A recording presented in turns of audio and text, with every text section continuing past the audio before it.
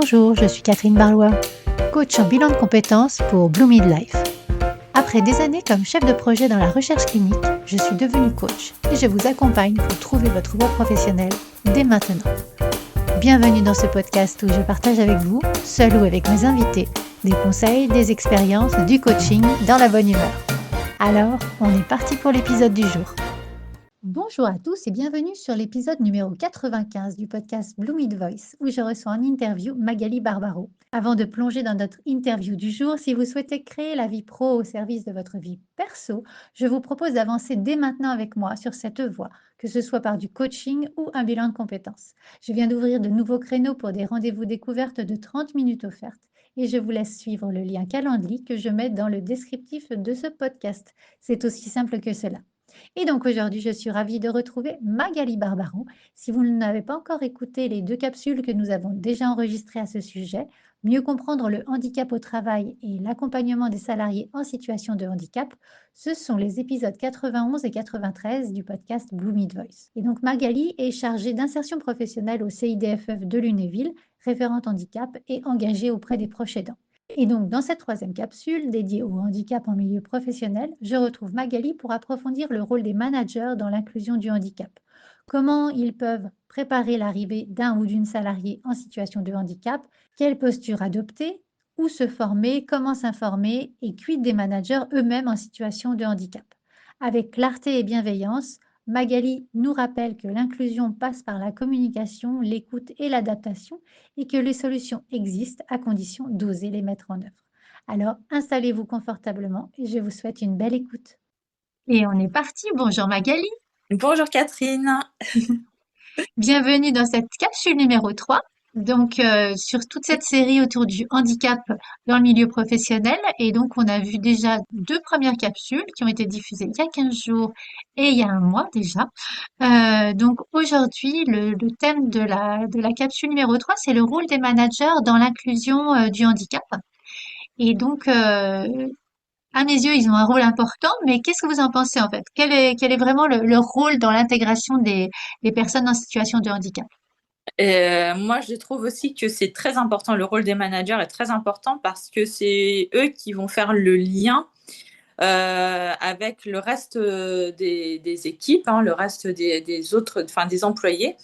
Et du coup, pour une bonne intégration d'une personne en situation de handicap, c'est peut-être en parler en amont, avant l'arrivée de la personne en situation de handicap, pour prévenir et pour un petit peu parler du handicap au travail avec les salariés. Mhm. De façon à préparer l'arrivée, éviter toutes sortes de questions qui pourraient être un peu gênantes. Pourquoi tu es en situation de handicap? Enfin voilà, ça regarde personne en fait. On n'est pas obligé de dire de quoi on souffre. Et puis, éviter tous les préjugés, justement, dont je parlais dans une précédente capsule, c'est la discrimination au travail des personnes en situation de handicap. Donc, c'est elle qui va faire le lien avec la personne à intégrer et le reste de l'équipe. Donc, c'est vrai que c'est important qu'elle soit formée, qu'elle soit au fait avec le handicap et toutes les compensations qui existent aussi et pouvoir parler librement de cette situation avec le reste de l'équipe. Vous parlez de formation. Comment est-ce que les managers peuvent-ils se former ou même les équipes pour mieux comprendre en fait et accompagner le handicap au Alors, travail? quand je parle de formation, c'est surtout bien être au fait avec le handicap. Pour ça, vous trouvez sur YouTube plein de petites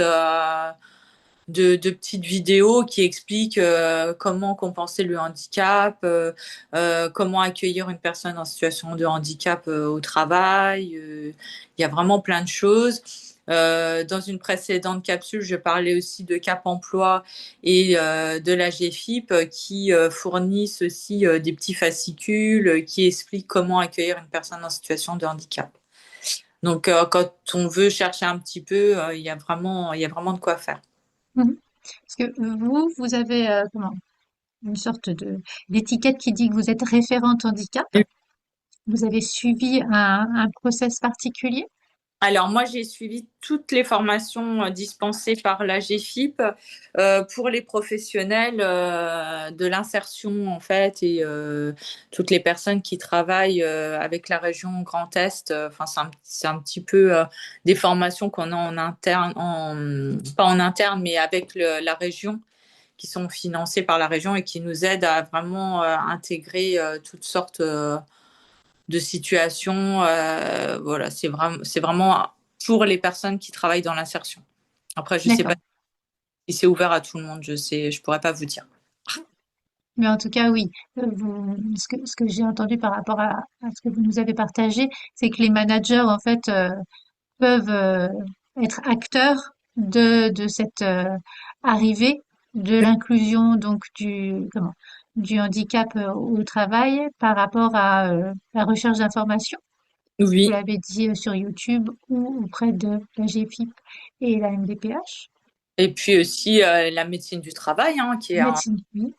et qui permet aussi de comprendre les enjeux des situations de handicap des personnes et comment les accueillir. Donc, Mhm.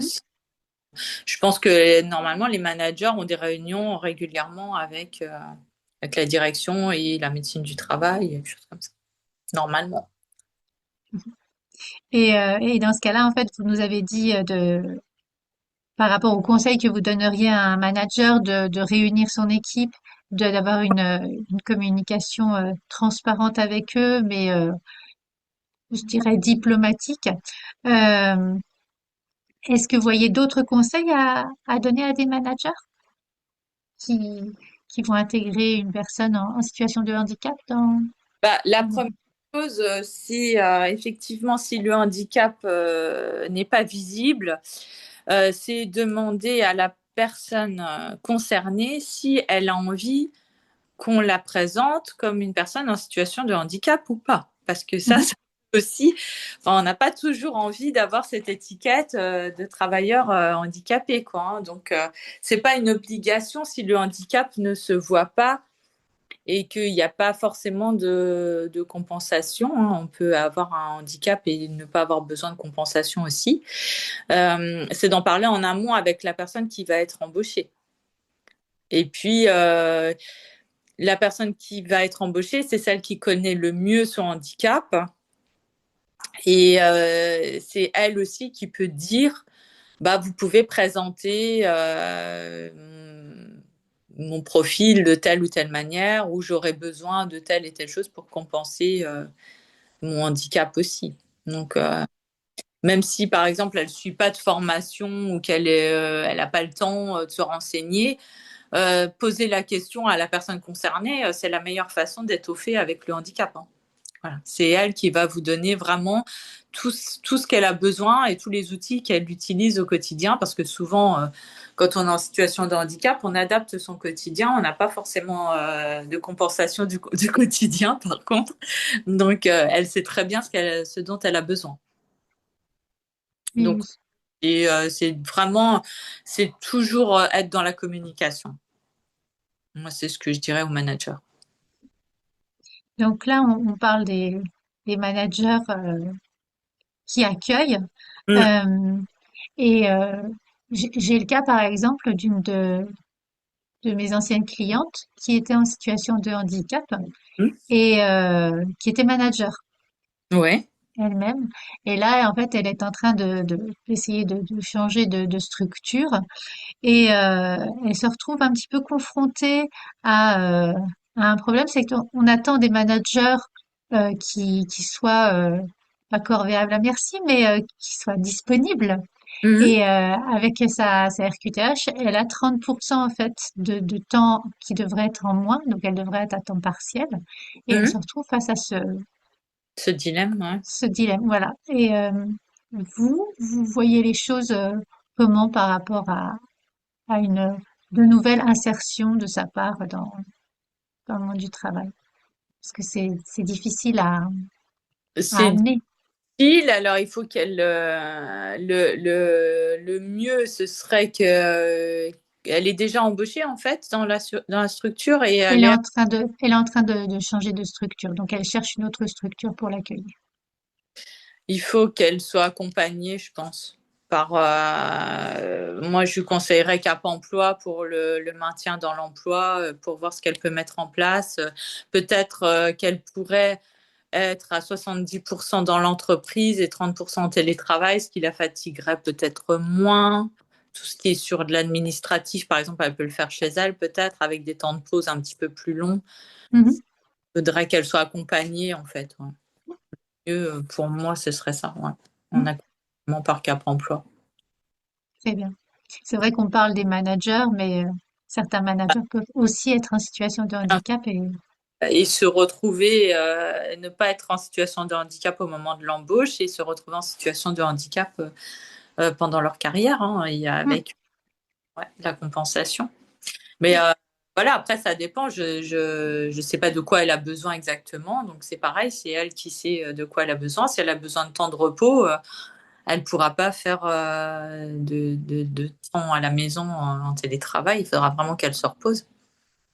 Ça Oui, devrait, c'est surtout ça en fait. Mhm. ouais.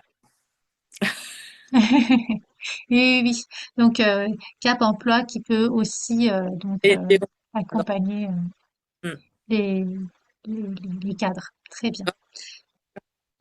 Ben, écoutez, merci pour tous ces conseils autour des managers en situation de handicap ou pas, et qui accueillent donc qui accueillent et permettent l'inclusion du handicap dans le monde professionnel.